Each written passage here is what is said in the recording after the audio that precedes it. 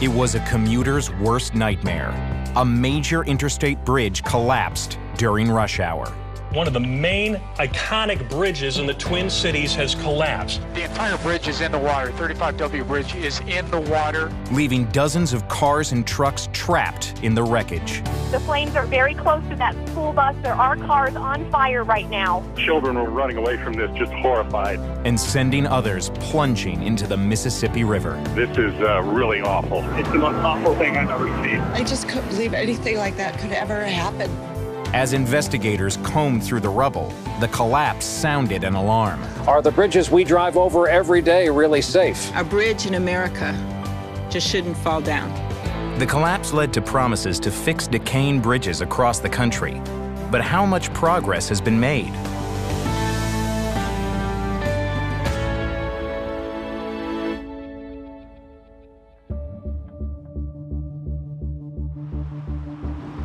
It was a hot Wednesday evening in Minneapolis, the height of rush hour.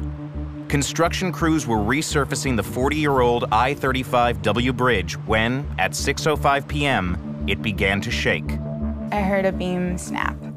I heard a clank, just a loud clank, and I was falling. I remember just grabbing the steering wheel and thinking, ride it out, ride it out, ride it out, not knowing how far I was going to fall. It was a 10-story drop. Garrett Ebling's car fell head-on into concrete. Lindsay Walls found herself underwater, out of air, trapped inside her car.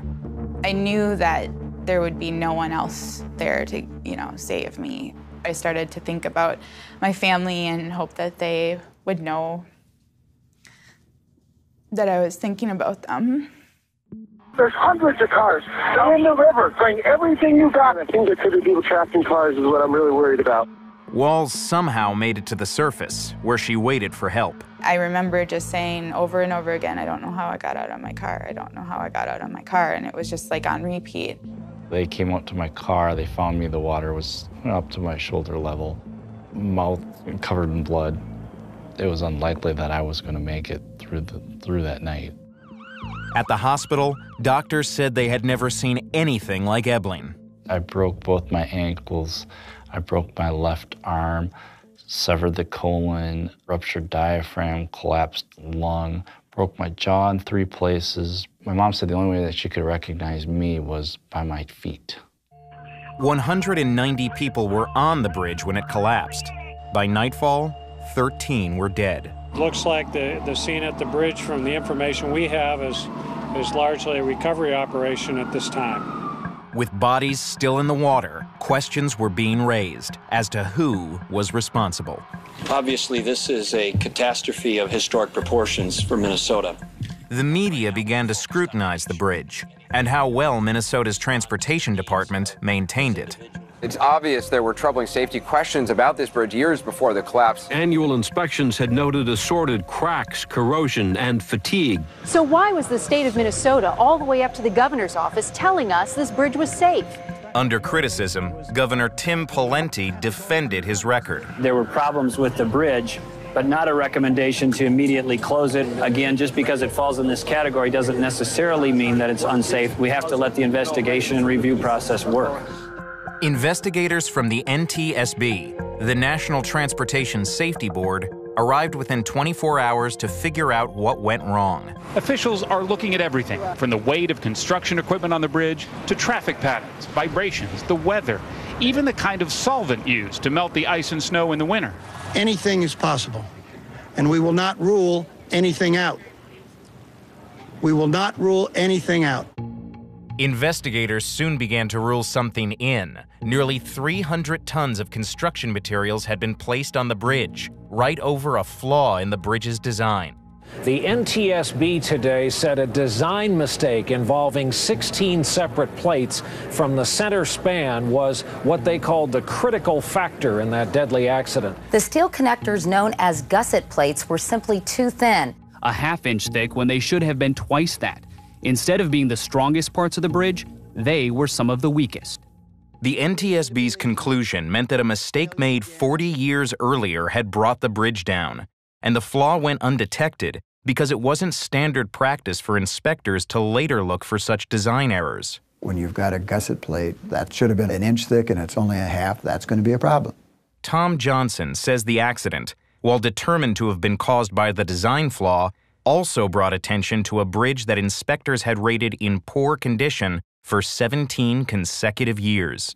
You don't get rated in poor condition for lack of paint. There's serious problems with it.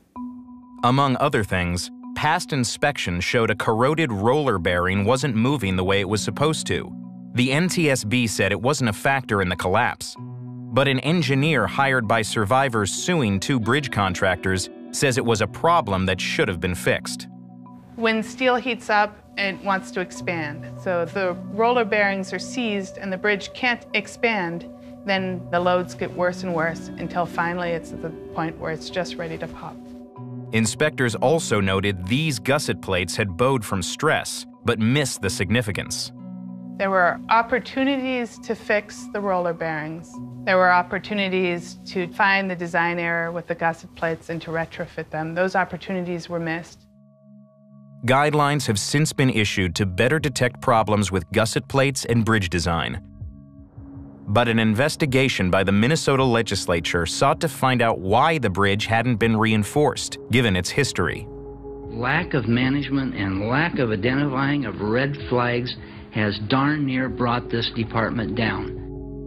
The legislature found that at the time of the collapse, the state's transportation department was underfunded and overworked, and had to prioritize which bridges to address first.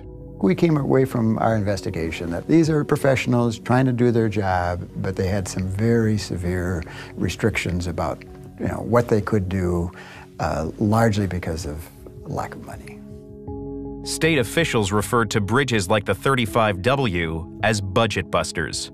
There's a tension between spending money for new roads or new interchanges or putting money into the repair of a bridge. That bridge was standing yesterday, standing today, why won't it be standing tomorrow? The lesson is that you've got to maintain bridges. In February 2008, Minnesota raised its gas tax for the first time in 20 years and embarked on an ambitious program to renovate bridges across the state, a $2.1 billion effort spread over a decade.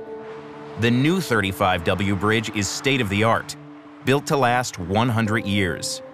While many states have stepped up bridge inspections and repairs, helped by the federal stimulus, engineers say it is still not enough, and in some parts of the country, they are doing little more than triage. They all know that the money is not there, so all they can do is the best they can do and hope that these failures don't happen in their jurisdictions. The nation's 607,000 bridges continue to age, and many carry traffic beyond which they were designed. 1 in 4 are rated deficient, and 1 in 30 were built like the one in Minneapolis, fracture critical, where if one critical piece were to fail, the entire bridge could fail. Barry LePatner spent years mapping the bridges in both categories, 8,000 of them, which he says are most at risk of collapse. It troubles me that the federal government does not see this issue the same as they see a crack in an engine on an airplane. It's the same thing to me.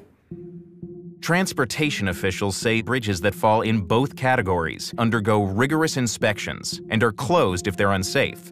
But they continue to make headlines. This bridge in Indiana could have collapsed in 2011 had an enormous crack not been discovered in time. This bridge north of Seattle did in 2013 after being hit by a truck. You're looking at live pictures where a bridge on I-5 collapsed, taking several cars with it. The bridge was considered fracture critical, meaning if one major part fails, the rest does too. There is no backup. There is no safety net. They're all vulnerable. And we should be immediately finding the funds to fix those bridges and give them greater structural integrity because they don't have any right now.